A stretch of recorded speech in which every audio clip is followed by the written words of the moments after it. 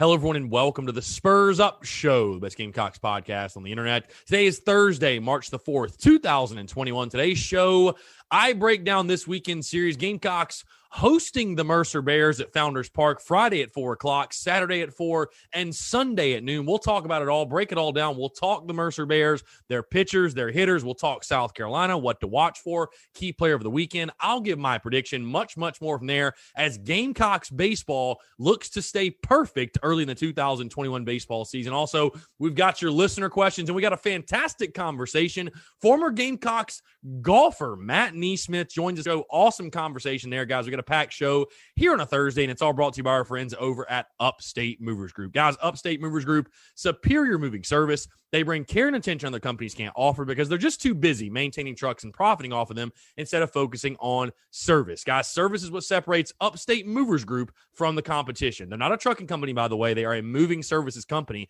and they're also employee-owned co-op. Their movers are paid twice the industry average, and everyone on the crew is invested in your success. They have dedicated professional crew members, and they also offer black glove service. They offer end-to-end packing services, custom crating and packaging for special items, and cleaning services as well. They are founded by Greenville natives and University of South Carolina alumni, guys, so a Gamecock-owned small business. They also offer 20 years of project management moving experience, and they can offer logistics and solutions that traditional moving companies simply do not have the skills for. Guys, whether you're in the upstate or across the state of South Carolina, if you have any moving needs in 2021, be sure to check out our friends over at Upstate Movers Group. You can find them on social media at Upstate Movers Group. And, of course, if you have any other questions, go to their website, upstatemoversgroup.com. That's upstatemoversgroup.com. Be sure to check them out and tell them Chris from the Spurs Up Show sent you. Let's get it.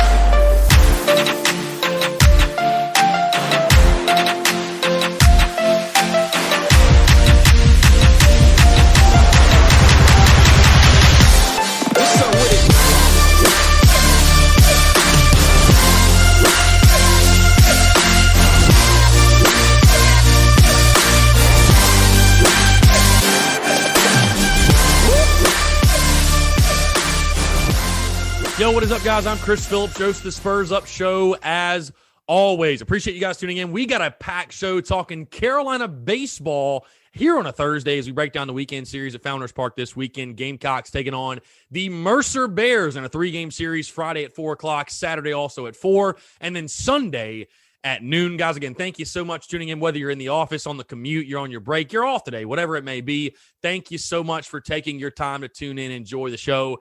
And again, we've got a good one. It's a beautiful day in the city right now. I'm having a great day myself. We got some great interviews lined up today, coming next week as well. The content is rolling. I know we're at the tail end of basketball season. We're wrapping that up. But again, Gamecocks baseball in full swing. And it's funny, I was thinking about this while I was making my notes and putting everything together. You know, this is not the last non-conference weekend before SEC play, but it might as well be, right? Like, we might as well just count Texas as an SEC series because you got Texas next weekend, and then you're rolling to SEC play with Vandy, Florida, Georgia. It's like this has a different, you're not looking ahead of Mercer or anything like that because, again, Mercer are a really good ball club. We're going to break them down in just a second. But, you know, this is sort of the last series before things really kick into gear this season, if that makes sense. But again, guys, excited to talk Carolina baseball. Appreciate you all tuning in. Thank you so much for taking your time to show love to the content, consume the content, everything else. Let's go ahead without further ado and dive right into it. Again, we're breaking down this weekend series. Gamecocks hosting the Mercer Bears. Again, the games are all three at Founders Park, Friday at 4 o'clock, Saturday at 4 o'clock, and Sunday at noon. And again, if you didn't know, that Friday game, yes, was slated originally to be a 7 o'clock first pitch. That one got moved up. I think if you look at the weather, I think it was pretty smart. The weather's going to be pretty good this weekend, but a high of like 56 or 57 or something like that. Low of 38. I guess they figure they want to try to get that game in before it gets too chilly in Columbia. I know some of you hardos out there will say, oh, they should just play in the cold. But for someone like me who's going to be there, I genuinely do appreciate it that they want to get us out of there before it gets too cold at Founders Park. As far as TV is concerned, guys, Friday and Saturday on SEC Network plus Sunday, actually the SEC Network games. The Gamecocks getting their Sunday game on the big channel. The SEC Network will host that one Sunday at noon. So again, great stuff for fans that maybe either don't have SEC Network Plus or just want to be able to tune in on the normal network. Going to be some great exposure for Gamecocks baseball on that Sunday. Mercer guys hailing from the SoCon, their head coach, Craig Gibson. In 2020, the Bears went 13-3, got off to a really, really hot start. They were picked to finish second in the SoCon this year. However, it's been a rough start to the 2021 baseball season for Mercer. They're 3-4 right now and are actually on a 4-game losing streak. Mercer opened the season with a 3-game sweep over Jackson State. They then lost in the midweek, respectively, though, at Georgia Tech 7-3. And this past weekend, dropping all 3 games to Southern Illinois and dropping all 3 games at home, guys. They lost Friday 17-7, Saturday 11-5, and then Sunday 5-2, all to Southern Illinois. They had a midweek game as well at Florida State Tuesday, but that game was postponed. So again, Mercer, a team looking to snap out of a funk, again, a 4-game losing streak, and they'll look to do that against a red-hot Gamecock squad that obviously comes into this weekend at a perfect 7-0. Let's break down the Bears, guys. We'll start on the mound. We'll start with the Mercer pitchers. And the first note is this: left-handed pitcher Tanner Hall. That was a big name for Mercer. A guy last year went 3-1 with a 2.55 ERA. Senior southpaw, 87-90 with the fastball, 3-pitch mix, leads their staff. But he has not thrown a single inning this year. Now, I tried to look it up and Google it, and I could not find. I'm assuming he's out with an injury, which is obviously a big blow to Mercer, and it has taken a major toll on the Bears pitching staff. Garrett Delano, another nice piece for them in the back end. Josh Farmer, another really good piece. He's also started some in the midweek as well.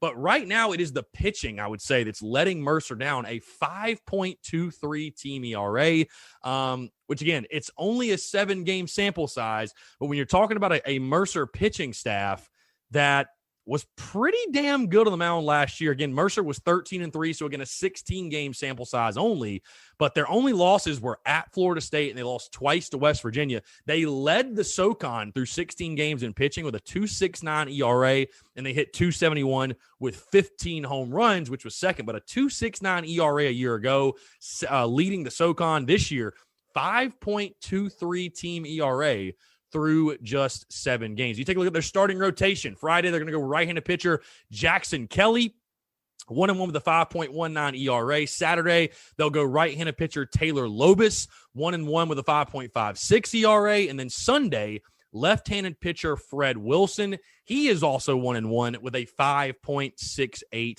ERA. So again, you take a look at those stats and those ERAs, it seems like all 3 guys have struggled, and they all feature similar stuff, especially Lobus and the Saturday guy, Kelly and then Lobus. Lobus is the Saturday guy. Kelly is the Friday guy. But take a look at a guy like Lobus, 87-90 with the fastball. All these guys kind of sitting in that 87-90 range. And then you have the youngster that is Fred Wilson, the lefty. He's actually a true freshman for the Bears. So again, they're trying to figure things out on the mound. As far as the hitting side of things, let's move to the Mercer Hitters. A 272 team batting average through 7 games. They also have 12 home runs in 7 games, so there is pop in that Mercer lineup. When you take a look at players to watch for the Bears, you have to start with outfielder Colby Thomas. Guys, this was a dude that was highly, highly regarded, and people are really excited about coming in this season. Last year was hitting .333. He led the conference with 5 homers and 9 doubles a year ago as a true freshman. So far this season, off to a little bit of a slower start, 267 average, but 2 home runs, 6 RBIs. Definitely somebody at the top of that Mercer lineup they will be depending on. Next guy for me is infielder Trevor Austin, leading this team right now on average, .429 with 4 RBIs for the Bears. And then you look at another infielder, RJ Yeager, hitting .348, 1 homer, 4 RBIs. He's also 2 for 2, leads the Bears in that category in regards to stolen bases, and is a true leader, a real glue guy for this team. What I mean is he makes this thing go for the Mercer Bears. He's one of those dudes that, again, leads this ball club and really, really gets them going offensively. But again, a lot of talented players. And this is a solid Mercer squad for sure. Do not be fooled by the record. Again, obviously 3-4 on that 4-game losing streak, but do not be fooled by the record. Again, this is a team that was picked to finish second in the SoCon. They feature a lot of talented players, and I think they're still figuring things out on the mound after losing Tanner Hall. But the pieces are there. I think the pieces are there for Mercer. And this is a team that always seems to rise to the occasion and step up their level, step up their level of play when they take on bigger competition. And, of course, South Carolina would fall into that category. All right, let's shift gears and talk specifically about the Gamecocks and what we're looking for this weekend against Mercer. Of course, Gamecocks are all at the same rotation they had the first 2 weekends with right-handed pitcher Thomas Farr, right-handed pitcher Brandon Jordan, and then left-handed pitcher Julian Bosnick will go on Sunday. What to watch for this weekend, guys? Let's start with this.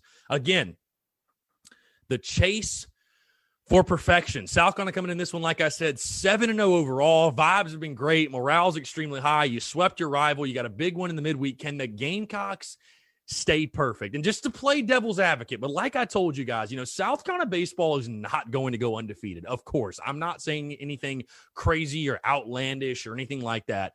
But without, and here's the thing. I know this team is not doing this, but the beauty is this. As fans, we're allowed to look ahead. We can look ahead to what lies next weekend or the following weekend or a month from now or whatever. You know what I mean? Like we're just looking at this thing from the outside perspective.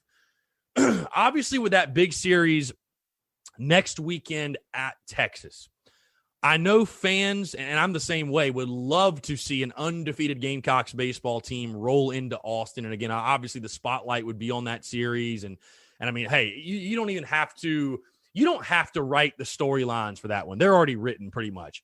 But that chase for perfection, again, you never want to go into a series saying, oh, if we lose a game, it's okay as long as we win 2 out of 3. The goal is, like Mark Kingston says, you want to go 1-0 every single day. Can South Carolina, though, continue to stay perfect? Again, I think they're just one of maybe 15 teams that are actually still perfect on this 2021 baseball season. Again, it's very early, obviously, but that chase for perfection, 7-0 right now. Can the Gamecocks find themselves at 10-0 after this weekend? Because, again, that first loss, it's going to come at some point, and I want people to come to grips with that and understand that. Again, I'm not saying be okay with losing and expect to lose or anything like that, but it's baseball. The game is random. They're going to happen. Losses are going to happen. The game is just flat out too random. But again, South Carolina, I believe with the opportunity to get yet another sweep, I think they have the opportunity to stay perfect and go a perfect 3-0 this weekend. Will they do it? That's the question. We know they can do it, but will they do it? Can South Carolina move to 10-0 after this weekend and again continue to carry that momentum? Going to be really interesting to see. Another key thing I'll be watching for, and I move to the mound here for South Carolina. I think this is a really, really big start for Brandon Jordan on Saturday. Listen, I feel really good about this Gamecock starting rotation. Thomas Farr, easily has solidified himself as your Friday night guy. By far features the best stuff and is a bulldog out there and a competitor and everything you want in a Friday night guy. And again, he's pitched lights out for you.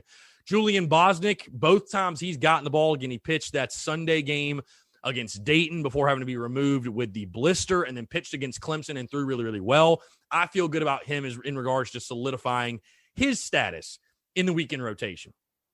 I like Brandon Jordan a lot. I'm a Brandon Jordan guy. I like his game. Again, I think he's another guy that is a competitor and he battles for you.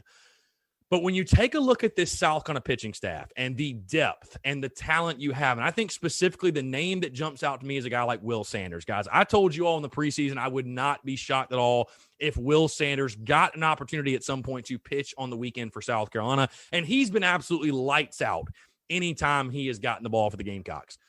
Brandon Jordan in his first 2 starts, yes, he's done some nice things, but certainly it's been a struggle. Has not made it to the 5th inning yet, or made it out of the 5th inning, I should say, for South Carolina.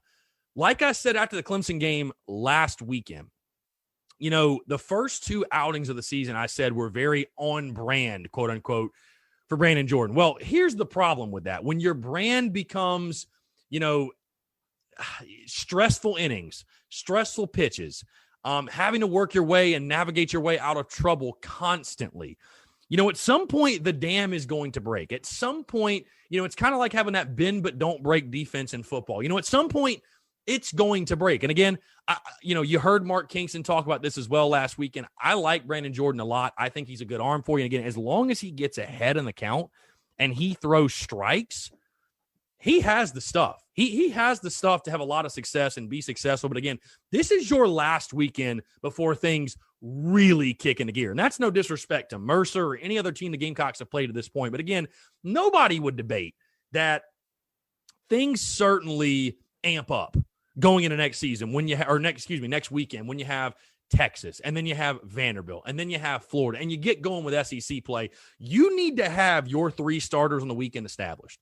And I just, I think to myself, if Brandon Jordan goes back out there yet again and only goes 4 1/3 or 4 innings and has 4 or 5 walks, and we see, even if he only gives up a run or 2, but if we see him struggle to navigate his way against a Mercer ball club, at some point, Mark Kingston and Skylar Meade and that crew, they're going to hand the ball over to Will Sanders. They're going to give somebody else a chance. Maybe they slide Julian Bosnick up to the Saturday role and they move Brandon Jordan back, or again, they give the ball to somebody else. So again, I think this is a really, really big start for Brandon Jordan. Again, I'm not saying that if he does struggle a little bit that you totally throw in the towel and just give up on the kid or anything.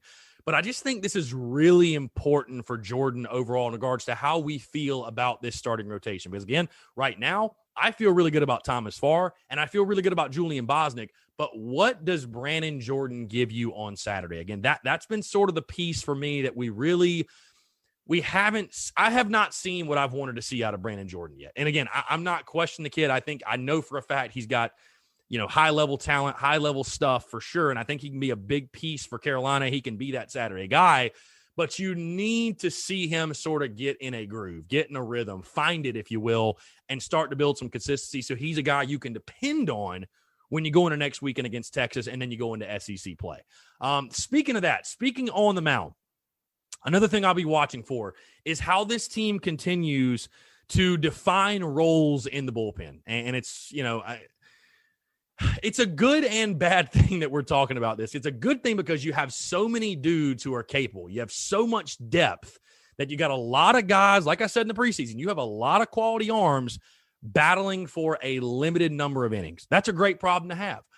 But it's kind of bad because, there are certain guys, I think specifically, and I hate to call him out, but Danny Lloyd. Danny Lloyd's a guy that I really thought, was going to be a solidified piece of your bullpen and a guy that, was going to be someone you could depend on. And obviously he struggled against Clemson, didn't have his best outing against Winthrop either. Now you start to wonder, what's going on with Danny Lloyd? Is he somebody you can depend on? Is he going to lose a job? Again, going into Texas, going into SEC play, you've got to sort of come to a conclusion of, okay, these are going to be our 6 or 7 guys we're going to roll with each and every single weekend. These are the guys we're depending on. I think right now, just on top of the leaderboard, if you will, to get innings, I would say Will Sanders, I would say, Jack Mahoney, I would say Brett Carey, I would say, I was going to say Bosnick, but of course he's going to be starting. I would say Jackson Phipps, I would say Josiah Seitler, that's 6. And then you start looking at guys like Cam Tringali. I know he struggled against Winthrop. What can he do? Maybe Parker Coyne, who had a solid clean inning for you. Mag Cotto, of course. Can't believe I skipped over his name. But you're going to have to start narrowing it down. Like, which guys do we really feel comfortable with that we can depend on? And Travis Loon's been another guy. Which guys do we feel really comfortable that we can depend on? And which guys are we sort of up in the air about? Because, again, this weekend, I'm going to get to this in just a second. This is the weekend, another weekend like this, to kind of iron out the kinks and figure things out and determine which guys are your dudes and which ones are a little bit more of a risk. So defining roles in the bullpen, giving, this is really the last weekend, I'd say, where you're giving guys, quote unquote, chances, if you will, to win jobs. And again, I use Danny Lloyd as an example, and I think he can be a big part of this Gamecocks bullpen, but you got to figure it out. You know what I mean? You got to figure it out, and you got to define roles. And again, I think this will be another weekend of doing that for South Carolina. Something else I'm watching for, sticking on the mound, the return of Boz. Again, Julian Bosnick, a guy that, you didn't get the Sunday game, or you didn't get game 3, I should say, last weekend against Clemson. So Julian Bosnick did not get to start for you. So this will be the first time we see Bosnick go, at least in a starting role, since that first weekend against Dayton when he had 9 strikeouts through 3 1/3 innings and obviously left the game early due to a blister. Really excited to see what he can give you, obviously, again, in that starting role. He's still got something to prove, I would say, because, again, he's only had that 1 start. But a guy that has just dominated when he's taken him out. I mean, he did it against Clemson, did it against Dayton. you got to feel really good about what he gives you if you're a Gamecocks fan. Of course, having that southpaw, having that lefty. It's been a long time coming for Carolina. I feel like it's been forever since there's been a lefty, been a southpaw in the weekend rotation. But the return of Bosnick, how does he fare? Again, coming out there Sunday at noon, there'll be a little pressure because it's on SEC Network, televised, whatever. But Julian Bosnick getting his opportunity against the Mercer Bears, how does he fare on Sunday? Let's move to the plate, guys, and what I'm watching for. And this one's sort of funny, so please don't get upset about it, but it's sort of meant as a joke. Can Wes Clark snap out of his slump, if you will? And I say slump in quotations, by the way, because this is a guy, went 0 for 3 against Winthrop, and he's now hitting a measly 500, right? It's so funny. Again, Wes Clark goes 0 for 3, and he's all of a sudden in a slump. But what does Wes Clark do, and how does Mercer attack this guy? Again, in a non-conference series, are they going to pitch around him? Are they just going to put him on? I don't think so. I think they'll try to pitch to him, and I think they'll try to go after him. Obviously, we know what Wes Clark has done. We know his capabilities, and I'd expect him to have at least one home run this weekend. But continuing to see Clark stay hot. I think the most encouraging thing, though, over this past week was, against Winthrop, is you scored 19 runs, and he did go 0 for 3. So it just goes to show you that you have other options. You have other guys that can contribute. You have the other guys that can make a big impact, that can help you, that can score runs, that can drive the ball to the ballpark. But, having Wes Clark, your 3-hole hitter, having him do his thing, obviously is going to help you out tremendously. So, like I said, can Wes Clark snap out of his quote-unquote slump? Like I said, hitting a measly 500 now. I don't know how he's going to make a living off of that, hitting 500. But what does Wes Clark have in store for this weekend? That's the big question. Again, he's the guy that still everyone is watching at this point. Another thing I'll be watching for, Jeff Heinrich, his health. Obviously rolled his ankle in the Clemson weekend, and Joe Satterfield, the beneficiary of that in regards to getting an opportunity. And boy, did he take advantage of it against Winthrop, had 5 RBIs. How much does Satterfield play this weekend? But Jeff Heinrich, his health, how is the ankle? How close is he to coming back? Do we see him back on the field at all this weekend? It's an unfortunate situation because from what I heard, he actually got hurt and rolled his ankle in the celebration on Saturday after Carolina beat Clemson. So, never a way you want to get hurt. That obviously sucks.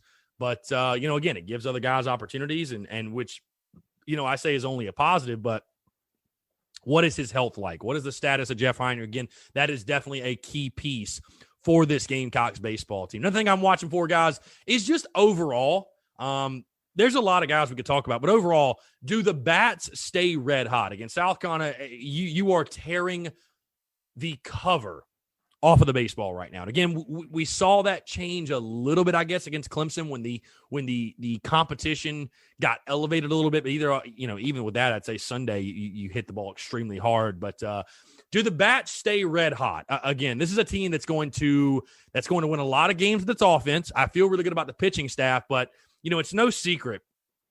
This team's got a bunch of bashers. 1 through 9 can beat you. We talked about it all preseason, and we're seeing it play out on the field. Can the bats stay red hot? And again, that matchup against this Mercer pitching staff. Again, they've lost 4 in a row. They got a 5.23 team ERA. They're getting hit around all over the yard. All 3 of their weekend starters have ERAs over 5. So you would think this is the perfect opportunity for this South Carolina lineup to keep things rolling, keep it going, and have some fun at the plate this weekend, to hit the ball all over the yard at Founders Park. Can the bats stay red hot for South Carolina? Again, you want to carry as much momentum because you got this series against Mercer. You've got Citadel next week in the midweek.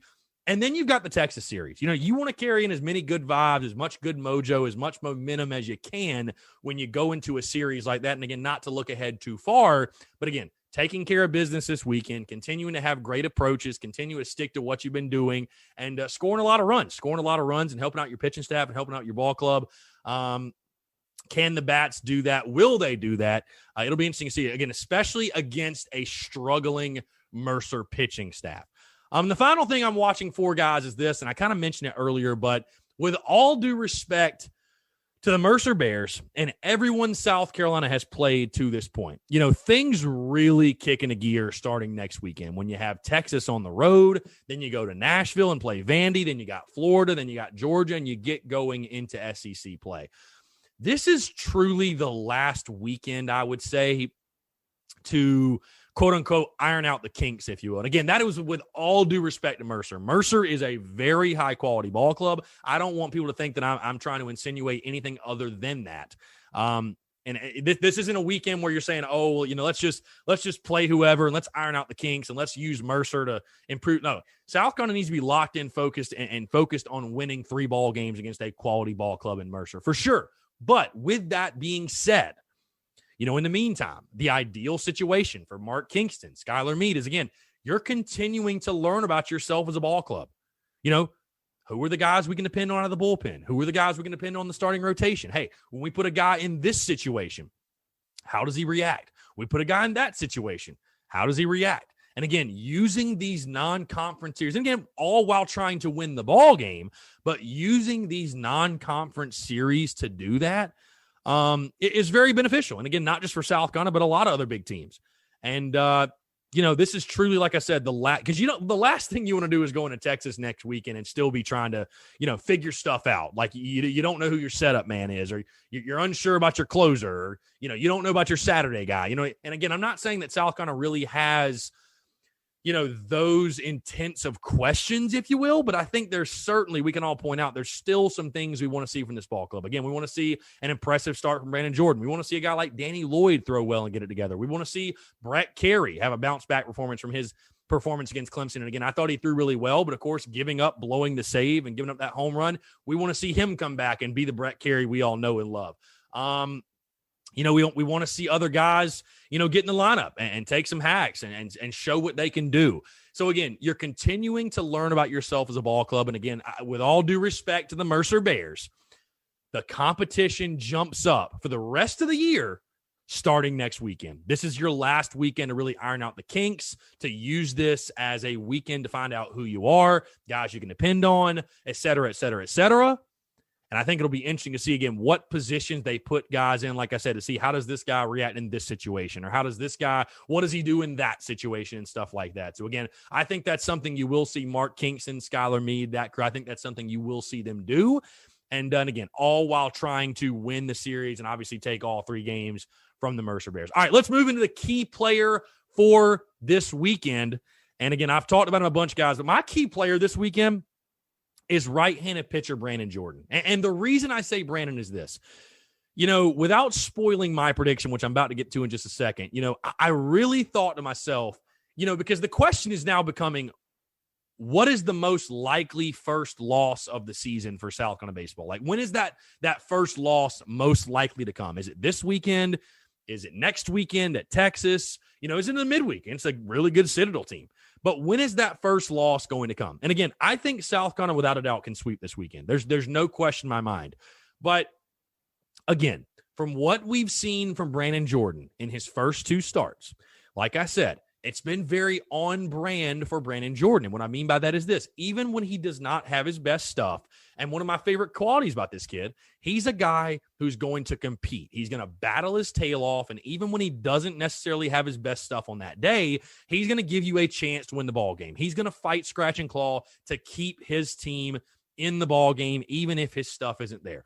The problem with that is this: at some point, you go from being a guy who, he's just having an off day, to, if you keep doing that over and over and over again, all coaches want to see consistency, right? That's the number one thing. They just want to know, when they hand you the baseball, we know who's going to go out there for us. We know who it's going to be when they take them out. Brandon Jordan is getting to the point where he's starting to have that consistency, but not in a positive way. The consistent thing with Brandon Jordan outings is that they're very stressful. There's a lot of high-stress pitches. He throws a lot of pitches. He gets behind in the counts, and he's constantly having to battle back and try to get back in counts. And it just – he makes life really, really, really hard on himself. And that's why you don't see him go past the 5th inning very often. And, again, we saw him in a limited sample size last year, and, again, it's only been 2 starts for him this year.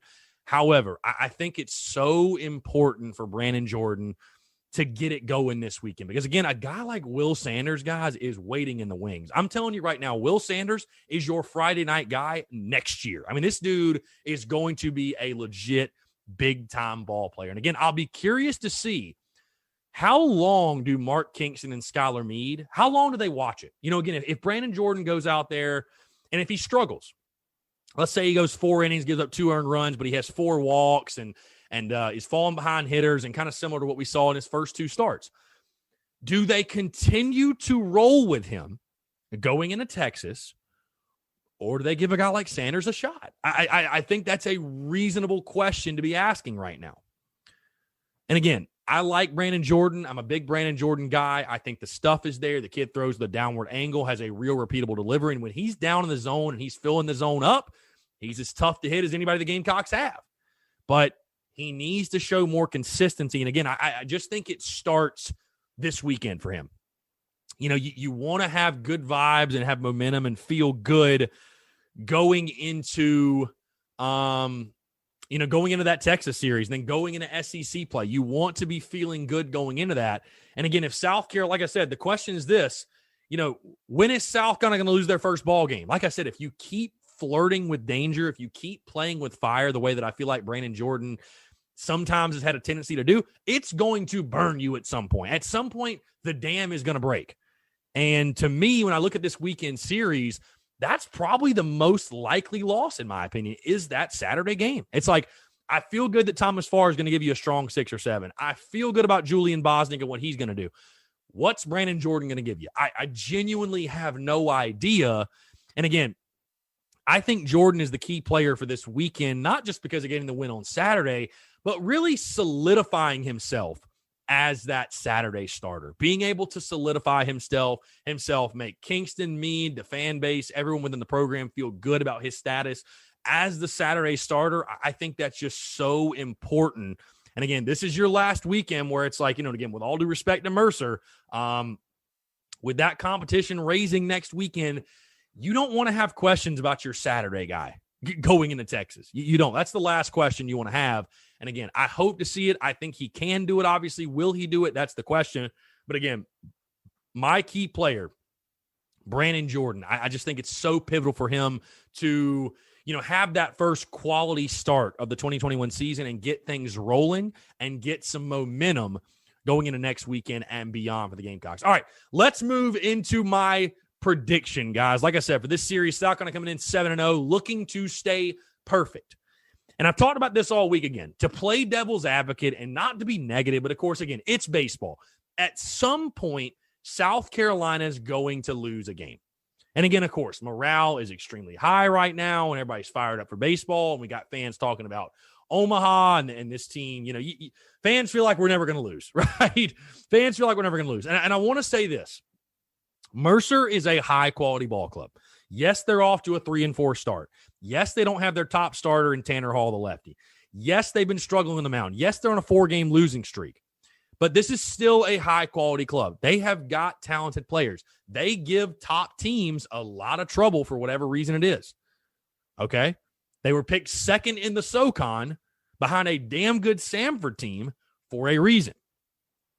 So I just want to make it clear. If South Carolina goes out and wins 2 out of 3, if they lose a game, the season is not over.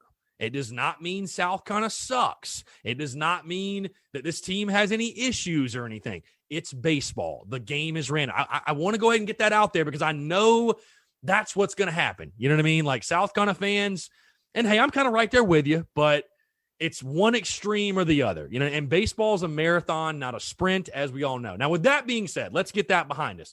In regards to this series this weekend, I'll be honest with you guys. I initially came into this thinking to myself, okay, I think if the first loss is going to happen, it's going to happen this weekend. Again, I think Mercer's a quality club. They got a lot of talent, and they play top competition really, really tough. They do. Give Mercer credit.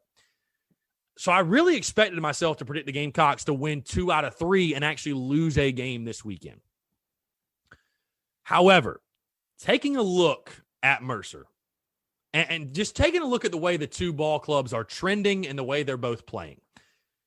On one hand, you have the Mercer Bears, who, yes, they swept their opening weekend, but again, it was against Jacksonville State, I believe it was. Yeah, Jackson State, excuse me. And all due respect to Jackson State. They swept Jackson State and then again have lost 4 straight. And again, one of those was a competitive loss at Georgia Tech, but getting swept by Southern Illinois on your home field and giving up 33 runs in 3 games, might I add. So you've got Mercer and the way they're trending. And then you have South Carolina on the flip side, 7-0. I mean, we all know, swept Dayton, took out Winthrop big in the midweek, swept your rival back-to-back, right? Swept your rival. Destroyed Winthrop in the midweek. You sit at 7-0, feeling great, right? Mercer, I think, is a really high-quality ball club. I really do think so, and I think the Bears will probably have a pretty damn good season. But as good as I think they are, it's just really tough for me when you factor all that in, and you factor in Mercer's struggles on the mound. I mean, if you're giving, and I know baseball, the transitive property does not work this way, right? But I mean, guys, if you're giving up 17, 11, if you're giving up 33 runs in a weekend to Southern Illinois, I mean, what is that Bears pitching staff going to do against the Gamecocks? Against guys like Brady Allen, Braylon Wimmer, Andrew Eister, David Mendham, Wes Clark, Brennan Malone, Colin Burgess. The list goes on and on and on. What is that Mercer pitching staff going to do against that Gamecocks lineup? How can they contain them? How can they handle them? And again, I feel extremely good about what Thomas Farr is going to give you Friday and what Julian Bosnick is going to give you Sunday. The wild card, of course, the question would be Brandon Jordan. And I do have a good feeling, by the way, guys, that Brandon Jordan will bounce back. I think he's too good not to. I think Brandon Jordan is too good of a player not to bounce back here. So I just think when you take a look at the matchup and South Carolina's big bats, they're big bashers at home. Again, I love the win anyway mentality. So if it's a close game, you feel good. I love the leadership on this team. I don't expect this team, of course, to be looking ahead or anything. Again, like Coach Kingston said, the goal is to go 1-0 every single day, to win every game you play. This is not a team that'll be caught looking ahead to Texas or looking ahead to SEC play or anything like that. I think they will be focused and locked in on the task at hand. Leaders like Brady Allen, Andrew Eister, Wes Clark, guys who have been through the ringer. They've been there, they've done that, and they understand the importance of these non-conference series. Mercer, again, like I said, high-quality ball club, but I just think the Gamecocks are literally playing on a different level right now. I think they're playing, they're having a ton of fun. They're playing for one another. They're playing together. The game is coming really easy to them right now. And again, that's scary because we all know baseball is a very humbling game. There are 2 types of people in the game of baseball, those who are humbled and those who are about to be, right? We've heard that saying before. But this is a team that's playing with a ton of confidence. It knows what it's good at. It knows its strengths. It knows exactly what it wants to do. And it's having fun. It's just playing a game of baseball, and it's having a really good time. And again, I came into this weekend thinking to myself, okay, I'm probably going to pick South Carolina to win just 2 of 3 and lose one of these 3 games because, again, Mercer is a quality club. But just, guys, the more I think about it, and again, really Tanner Hall being out for them and the struggles they've had on the mound, and again, losers of 4 straight. How can you pick against South Carolina right now? How can you? How can you? The momentum, the way they're swinging it, the depth in regards to pitching. I feel good about South Carolina. I do think the Gamecocks sweep yet again. And I think you're going to find Gamecocks baseball at 10-0 after this weekend, which, again, is crazy to say. It's crazy to think. Again, even the best teams in the country, this game is so random. Baseball is so random. So again, going undefeated through 10 games, going on a 10-game winning streak, that's nothing to take lightly. I mean, that's impressive. Hell, the 7-0 start's damn impressive. But I just, with the struggles Mercer's having on the mound, again, giving up 33 runs to Southern Illinois last weekend, I think the Gamecocks hitters will have a field day all weekend long. And again, I think you're going to get plenty on the bump. Big question for me, what does Brandon Jordan give you on Saturday? But again, I would not be shocked at all if he had a big-time bounce-back start for you. And I think that South Carolina will do enough. I think South Carolina will get the sweep. I would expect one of these games at least to be pretty damn close down to the wire. But, again, this is a team has shown that win-anyway mentality. They will find a way to win. And with that being said, I have got South Carolina getting the sweep over the Mercer Bears to move to 10-0 overall on the 2021 season. So with that being said, that's going to do it for our breakdown, our preview of this weekend series. Again, Gamecocks taking on the Mercer Bears Friday at 4, Saturday at 4, and then Sunday at noon. And those games, guys, you can find Friday and Saturday will be on SEC Network Plus. And then Sunday being on the big network on the SEC Network. South Carolina and Mercer will be played at noon on SEC Network Sunday afternoon. So should be a lot of fun. All right, guys, let's move into your listener questions. And then we have a fantastic interview with former Gamecocks golfer Matt NeSmith, and, of course, PGA Tour golfer now, Matt NeSmith. Let me get these questions pulled up really quickly if I can find them. If I can just find the questions. Where are the questions, guys? And by the way, I will be at all 3 games this weekend. So definitely looking forward to that. Again, we'll be at all 3. Should be a really fun weekend, a really good time. So if you're out there, say what's up. And, let's watch the Gamecocks get the sweep. All right, let's go into these questions real quick. Austin G _45. Loving baseball right now, but with spring football approaching, what are you most excited for? Great question. Great question. Obviously, spring football just 3 weeks away. Most excited for, I think outside of, it being Shane Beamer's first spring, and I'm definitely excited to see, are there going to be open practices, by the way? But I think you got to go with the quarterback battle. That's always the one that moves the needle, right? That's always the one that, all eyes are going to be on is that battle between Luke Doty and Jason Brown and how does Jason Brown look? And it's going to be an even playing field because both guys, learning Marcus Satterfield's system for the first time, like I said, that's the one that really moves the needle. So I'll be interested to see that quarterback battle, how that shakes out in spring. But overall, just to get spring football back, again, for Shane Beamer to truly get his tenure going, I think it's something we're all looking forward to and really excited for, like I said, as we get closer and closer to spring football. TD Sims says, why the hell is Winthrop's bootleg ass not broadcasting this game? And, of course, you were talking about the Tuesday midweek game. Apparently, D1 schools in 2021 still don't have streaming capabilities. I have no idea why. CP3 _presents _ Did you see those Clemson fans after the game talking about wait till football season? LOL, they are mad. Yeah, that sounds about right for Clemson fans. What do you really expect from people with like a single brain cell like Clemson fans have? So, dude, I just laugh it off. They're just pissed off because we whooped that ass on the baseball field. Last question here, and a very interesting one at that. Krusty Andy says, what are your intentions for, quote, she who shall not be named? Krusty Andy, you're asking some very tough questions right now. And I will say this, I plead the fifth. And when speaking of her, when speaking of she, I will keep those files tucked away. I will keep that a secret.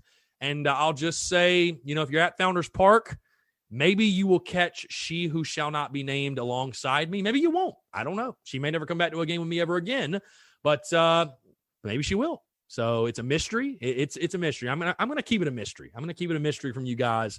I'll keep those files tucked away. I'll keep those secrets to myself. And I don't know. Maybe you guys will find out down the road. But I don't know, Krusty Andy. You'll have to guess in regards to my intentions for she who shall not be named. It's interesting to see she who shall not be named has taken on a little bit of a life of its own, if you will. So yeah, like I said, you'll maybe catch me at Founders Park and you can get some more intel on that. You never know. We'll see. All right, guys, been a great show. We got a great conversation as well. So don't go anywhere. Former Gamecocks golfer Matt NeSmith and current PGA Tour pro Matt NeSmith. And also, by the way, selfishly, an awesome interview because the first time I've ever had a fellow North Augusta alumni. In case you guys didn't realize, yes, I went to North Augusta High School. Matt NeSmith also did as well. I actually graduated with Matt's brother. So really good stuff talking about his career at South Carolina, getting the PGA Tour, getting his card, navigating through COVID, all that stuff. So again, guys, thank you so much for tuning in. We'll have a lot more on the show tomorrow, of course, the Daily Crow, and again, all 3 baseball games this weekend. But in the meantime, thank you guys so much for the love, support, sharing the content, showing love to the content. It obviously means the world. Now, sit back, relax, enjoy this conversation with former Gamecocks golfer and current PGA Tour pro, Matt NeSmith. All right, joining us today on the Spurs Up Show is a man that played for Gamecocks golf from 2012 to 2016. And he has too many accolades to even read them all off, but something I do want to mention, the first Gamecock in program history named Ping First Team All-American in 2016. He then turned pro in 2016. Late 2019, got his PGA Tour card, and as recently as this year, his best results tied 7th at the Waste Management Phoenix Open, tied 8th at the Shriners, tied 15th at the RSM Classic. He's also 142nd in the overall world golf rankings and 52nd in the FedEx Cup rankings. Again, very pleased to be joined. And by the way, maybe most notably, most importantly, a fellow North Augusta Yellow Jacket like yours truly, Matt NeSmith, joining the show. Matt, appreciate you taking the time, man. It's an absolute pleasure to have you on, my friend.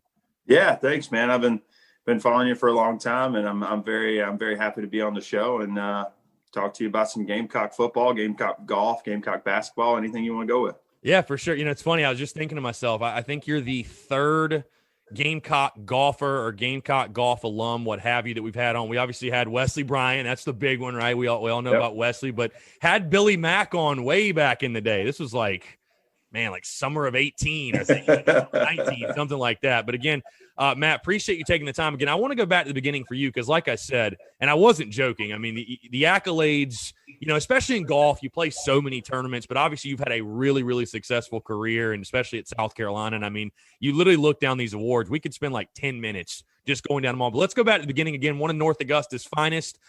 Like I said, the first time I've ever had a fellow Yellow Jacket on the show. But talk about, again, I know recruiting in golf is a lot different. It starts really, really early, and just kind of talk about the process for you, because it's interesting, like when you're part of a golf team, if you will, like in high school, even middle school, like it's a team sport in that, but it's such an individual sport, obviously, as you're seeing now at the pro level. Just talk about the recruiting process, the schools that popped up, and then eventually why you chose South Carolina. Yeah, it does start extremely early. I mean, you're very right about that. It starts super early. I was starting to get stuff around 8th grade, 9th grade. And then I was committed right at the end of my sophomore year of high school. I mean, it was a long, drawn out process of kind of that part in the recruiting aspect of it. And then you just sit there and wait for 2 or 3 years to kind of go to the school that you committed to. But I kind of wanted to stay closer to home. I'm kind of a homebody. I didn't want to go somewhere where I was going to fly there and then not come home for 4 months and stuff like that. So I was kind of always down to Georgia, South Carolina, and Clemson. And unfortunately, I grew up a Georgia fan. I know that's hard to believe, but I grew up a Georgia fan. But Billy Mack just kind of stole all my love for schools and everything. Billy Mack is one of my mentors. He was one of the best coaches I'd ever had, still one of the best coaches I'd ever had, a great friend. I still talk to him. I talked to him yesterday about the team going to the LSU Invitational. And he was kind of the reason I chose South Carolina. I mean, I wasn't really big into campuses and really finding stuff like that. I was big into what golf was going to lead to and who I thought could make me the best player that I could turn into. And I thought Billy Mack could lead me down that path. And I grew a huge, huge love for the university after I committed to South Carolina and then going into school that I never thought I really could. Cause I played all my golf in Aiken growing up. I went to North Augusta, but I never really had a huge love I never really felt that school passion. And then for high school, and then I went through the recruiting process and I was a Georgia fan, but then I really liked South Carolina. So I kind of lost my football ways and like watching football and kind of my ties to any kind of school there. And then once I committed and once I kind of started to dive into South Carolina, my passion really grew for the university and the school. Yeah, for sure. I want you to expand on Billy Mack because, like I said, I was able to get him on the show a couple summers ago, and he's an awesome dude. I mean, absolute character.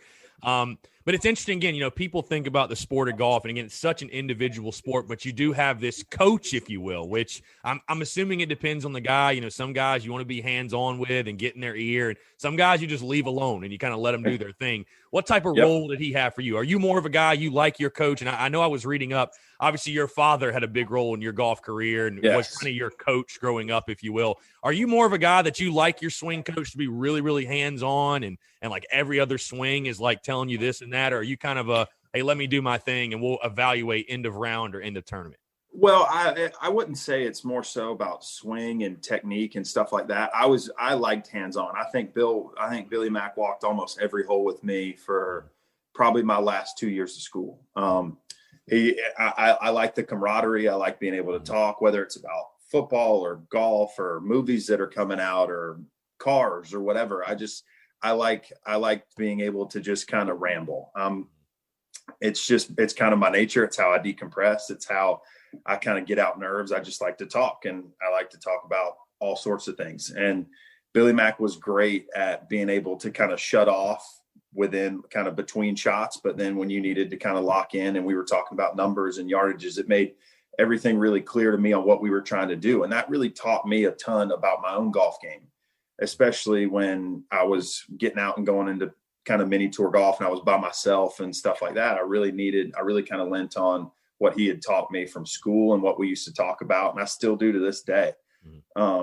He was an invaluable kind of piece of the puzzle that really, really helped me kind of grow and turn into the player that I am now. But I did like having the hands-on feel, whether it wasn't really that technique oriented, but if it needed to be, it needed to be. I mean, sometimes you go out there and you're going to struggle. I mean, I didn't hit it that good for 4 or 5 holes. And then you're like, hey, we've been working on this for a while. What do you see? What do you think I need to try and get through this round and try and figure out how to shoot a good number out here? And he was instrumental in kind of changing that aspect for me. But I do like the hands-on. I like being able to talk to him and stuff like that.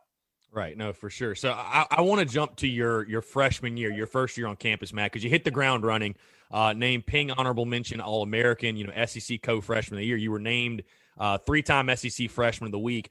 I'm curious again, because at the end of the day, you feel like golf is golf. Obviously, the pressure ratchets up a little bit, and the courses are a little bit nicer, and they're probably a little bit tougher, I'd imagine, too. But, you obviously transitioned very smoothly. But what was there a transition for you? Maybe was, living on your own or like the college life or like, that grind, if you will, of college golf versus high school golf? Like, was there a transition for you? And again, what do you think made you so successful early on?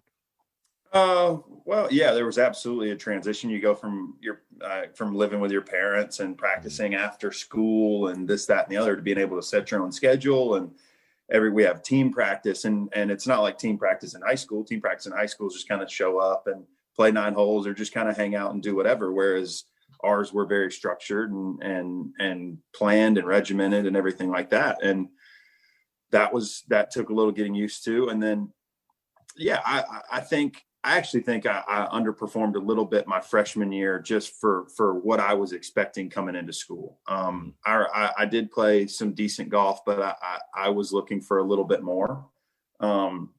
Because I had played really good in high school and I was really coming in with a little bit of a hot hand, and then life happens and I felt like I struggled a little bit, but I still played okay. I was really happy with my freshman year for the most part, but I think it could have been better. And I think I could have done some things better, but that stuff taught me, my freshman year taught me a lot for the rest of my career there. Yeah, it's definitely about learning the lessons for sure. You can apply that to the game of golf as well. I want to move to, because I was reading up on an article and really I was reading Billy Mack was talking about the putt that and the victory that launched your career was at Bulls Bay in spring of 2015 when you scored your first collegiate victory there. Just kind of talk about, again, the role that played in your career. Because, again, I think that even to the success you had to that point, that really, got the ball rolling for you. Just kind of talk about the importance of that. Yeah, I've always been, for whatever reason, at every level, whether it be high school, junior golf, amateur golf, everything. It's always taken me a while to get comfortable and kind of figure things out. I mean, once I won in junior golf at a relatively high level, they all come in pretty big spans. They all come pretty quick right after the other. Same thing happened in college. It was starting to weigh on me a little bit that I hadn't won a golf tournament in college after winning so much in junior golf and amateur golf.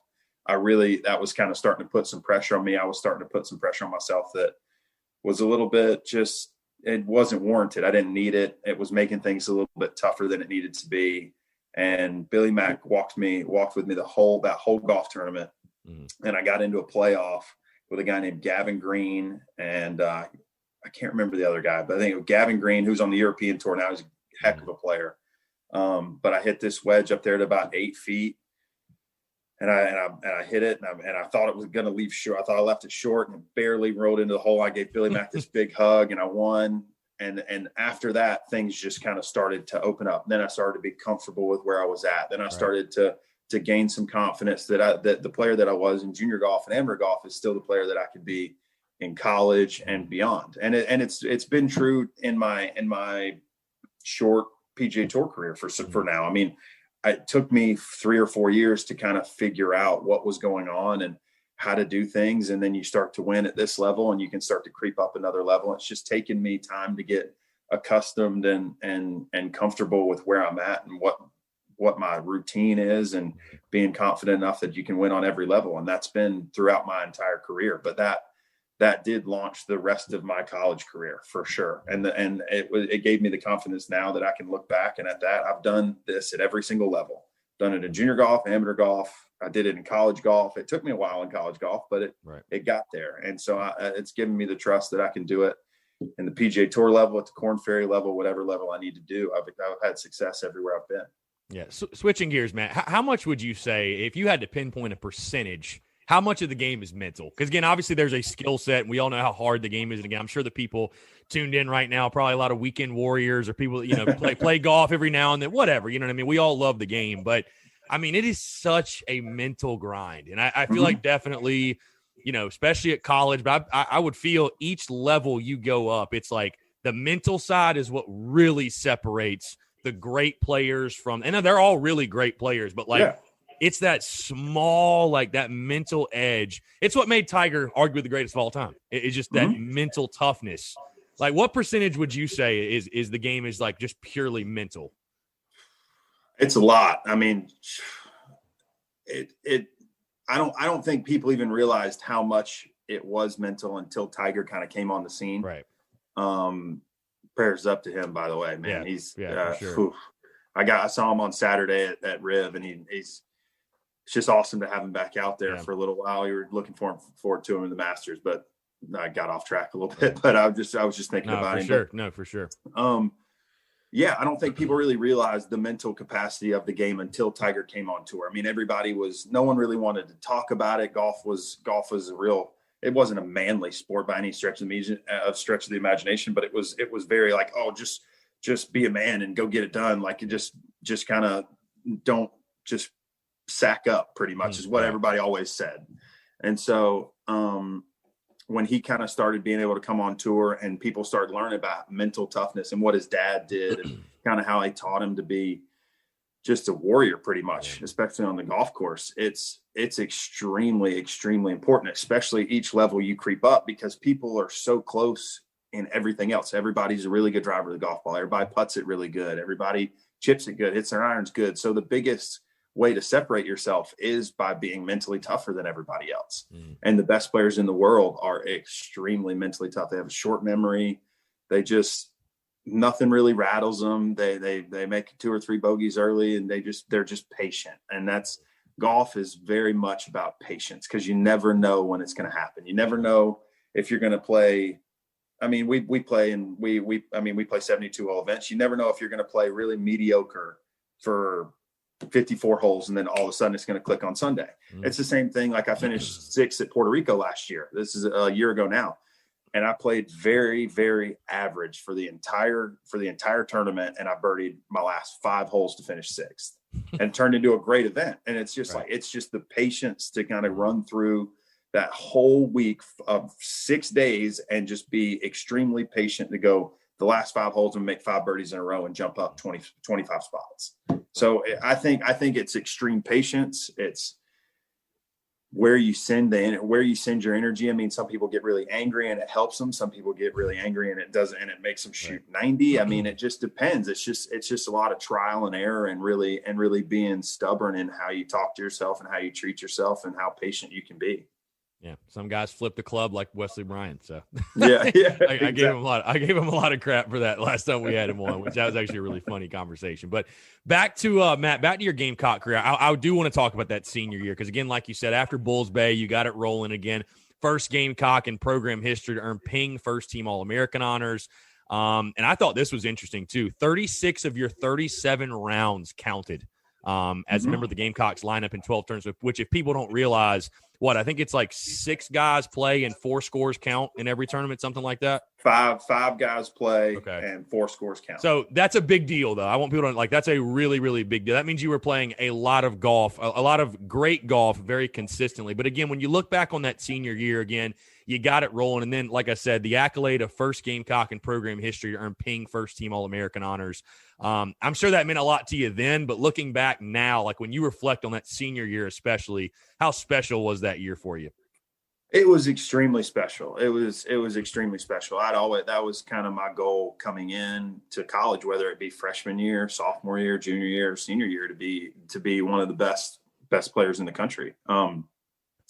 And everything kind of came to a head that fall and spring. I just played really consistent golf. I played really solid. Billy Mack helped me a ton. And then we were solid also. I mean, we were pretty solid. We went to, I think we finished 5th at the national championship, which was the highest we'd ever finished as a team. So it was just nice. I mean, that's just always been I've always been extremely consistent at every single level, whether it be winning or kind of playing like crap. And if I play like crap, I just get consistently playing like crap. Kind of what happened to me in Canada and kind of the first start of my career. But once I kind of find it, I get very consistent in that regard. And that's kind of what happened that year. I was able to just kind of relax, be patient, be really, really confident in how things were going, and just enjoy my senior year. I mean, there's nothing better than being a senior in college. I mean, it's especially in Columbia, South Carolina, and wearing a Gamecock on your chest. It's the greatest thing in the world. Yeah, I was going to say your game was obviously in a pretty good spot when you got on campus your first year, but where do you feel like it evolved the most from that freshman year to that senior year? Well, I got stronger. We hit the weight room. I got stronger. People wouldn't believe golfers work out, right? They don't believe it. And trust me, we didn't want to believe it when we had to work out at 6 a.m. on Monday and Wednesday. Those were no fun, I can promise you. But yeah, we did. We had to kind of get going, and I got stronger. Billy Mack really helped me my golf swing. I tightened up kind of my ball striking. I drove it a little bit better. I hit my irons a little bit better. I became a little bit of a better chipper. And then I was a little bit streaky with the putter. It just depended on whether I had a good week with the putter or just an average week. So I think I got better in every category as I went through school. Billy Mack was an incredible teacher and still is to this day, and taught me a lot. And I was able to learn from him, and even going through kind of when we were playing golf, I learned a lot from him, just him walking with me, kind of telling me just certain things around how course management works and how to scrounge out around when you're not really playing that well. I think that's the most important part in golf, because we don't play really good very often. Right. We play very average a ton, and you got to find out how you can turn very average to pretty good, because it's just not going to be there all the time. It's just like having a bad shooting day or bad. It's just too hard of a game. It's just too hard of a game. Yeah. And I'm the only one out there. I can't call in a sub to have somebody come putt for me. You know what I mean? It's It's just too hard of a game. There's a lot of variables. So it was just, he was very invaluable in teaching me a lot of course management, and just, I got better in every aspect. Yeah. And again, like I said, you turned pro in 2016, like we talked about, the adjustment from, amateur golf, junior golf to college, but that jump to the professional level. And you talked about the Korn Ferry Tour and all these mini tours. And again, it was from 2016 all the way until late 2019 when you got that PGA Tour card. And it's funny, I think people think about, they think about professional golf, and they think of Phil Mickelson, and they think of Jordan Spieth, and they think of Dustin Johnson, and, all these guys, all these names we know, and the successes they've had, and like the money, if you will, because you can make a pretty good living, obviously, as you're doing right now. But It is it's just like you said, like minor league baseball. It's a grind on those tours. You're doing all your own traveling. Like you're basically your own business owners, how you could kind of look at it. I mean, you're putting your own money into it. Like you're putting, I'll never forget. I when I used to caddy part-time out at Sage Valley, obviously, as we talked off air, I remember I caddied for this guy that, he was talking about. He played on mini tours and he probably shot like 65 at Sage. And I mean, just on a casual day, had to hit his driver like 360. But he told me, he was like, dude, I just got tired of putting for dinner. Like that's really what it was. And that mental, like just talk about that, man. Again, that mental grind. I'm sure you had a great support system behind you, which I think is super important. But I mean, it's a true grind, man. There's no question. I got a lot of respect for the guys that really battle it out on those mini tours and just sort of make it happen like you did. Well, I mean, yeah, it is absolutely a grind. I mean, I was very lucky to have some good sponsorships coming out of school and was able to kind of pay my way and just give myself some time to play. But there are a lot of guys that don't have that. And there are a lot of guys that are trying as much as they can. Like there's a guy who just played at Riviera named Willie Mack, who lived in his car for 2 years playing mini tour golf, just because he's like, do I want to play in the next event? Because it's expensive as all get out. I mean, that's the worst part about it. It's so expensive to play, and especially mini tour golf. I mean, we're not having people pay for our meals and give us per diem and hotels and this, that, and the other. You have to do it any way you see fit. And he said, well, do I want to keep playing and bank as much money as I can to really chase my dream, or do I want to just kind of put it up and try and go get a job somewhere? And he decided to live in his car for 2 years and keep playing, and won the money list both years, which was incredible for going through that. I mean, that's unbelievable. But yeah, it is 100% a grind, because you just never know when it's going to happen. It can happen so fast, just like the Jordan Spieth of the world that just kind of come out of college, get going, and boom, they're on the PGA Tour. Right. And then you have guys like, there's a guy named Scott Harrington who's 40 on the PGA Tour, and he's a rookie. I mean, that guy has just grinded it out and just never lost faith. You got to love golf at that point. You got to love golf. Absolutely. Absolutely. I mean, you just the belief system that he's got to be like, hey, I can do this. I can make it to the PGA Tour year in and year out, when I'm sure all his friends and all his guys are like, what are you doing? Yeah. Go get a job. Go do something else. Like this is not where it is. But that is the craziest part. It just can happen so fast. You can have your dream job at 23, or you have to wait 25 years to even have a chance at it. I mean, and it is a grind. I've spent 6 weeks on the road. This is my first week home. I did 6 weeks in a row, and it's exhausting. I love it. I absolutely love it. I wouldn't want to do anything else in the world. Right. I'm very passionate about it, but it is very tiring, especially when the job security is not. Right. It's not what it is in some other sports. Yeah, like I said, I mean, I got nothing but respect for those guys, man. I really do admire the deterrent. I think that's a great life lesson too. Like you said, for some people it happens at this point. Some people it happens at this point. You just got to keep your head down and keep it moving. Keep going.